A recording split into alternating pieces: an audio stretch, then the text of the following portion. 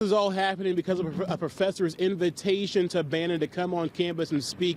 Hundreds of students coming out in full force yesterday to make their voices heard on this issue, and lots of people in the community still making their voices heard this morning. I'm here with Ugo Okere, an activist here in Chicago. Thanks for joining us this morning. Thanks for having me. So, first of all, Ugo, how are Chicagoans you're talking to reacting to all this?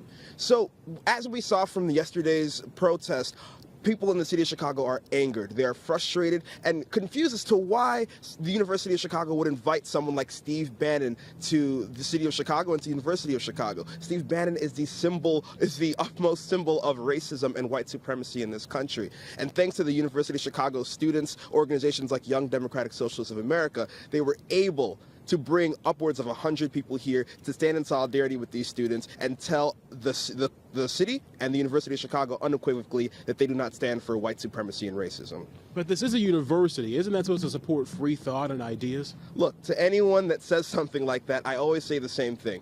Why did Germany ban Nazi paraphernalia? Why did Germany ban the Nazi Party? Why did Germany ban these symbols that they understand lead to white supremacists and acts like this? Because this simple idea that free speech leads to debate is grounded in the concept that debate is an exchange between ideas, an exchange between ideas that have merit on both sides. Racism has no merit, no biological, scientific, or moral merits. It has only been used to oppress, to commit genocide, to demean, to diminish, and to destroy the lives of people who look different based on the color of their skin. Well, Ugo, we also what happened when Donald Trump came to Chicago. He was pretty much run out of town. Do you expect a similar reaction from the Chicago community to Steve Bannon?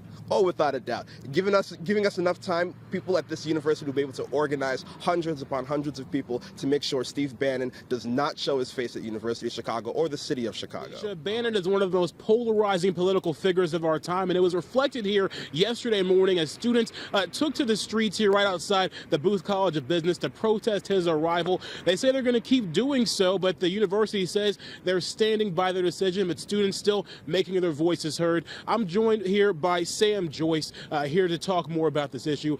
Sam, how you doing? Thanks for joining us. I'm doing all right, thank you. So the protest yesterday morning, explain to me how that went. What was it like being there? We got the news around 7 o'clock last night that Bannon would be showing up on campus, so we tried to kick in all our allies. We got a bunch of student activism groups, cultural groups on campus, just all flooding together at 8:30 in the morning with signs, chants, just saying that this community won't stand for this. Now, you obviously have some disagreements with Steve Bannon, but is it really so bad to have somebody with different views come on campus? We think it sends a message about the university's values, what kind of values the university thinks is worth giving a platform to, worth giving a lecture hall to. So we just want to say that we won't stand for white supremacy on campus. Now, what effect does having a figure like Steve Bannon actually have on the campus community? The university says it's about this marketplace of ideas, this community of ideas, but I think bringing someone who's dehumanized other people on campus, other communities on campus, is ultimately detrimental to that. It makes it less likely that these people are going to speak up and contribute to campus. All right, coming up in the next half hour, we're going to talk with some more students and get their take on what's happening here on campus and Steve Bannon's pending arrival. For now, I'm live from Hyde Park. Brandon Pope, The Jam.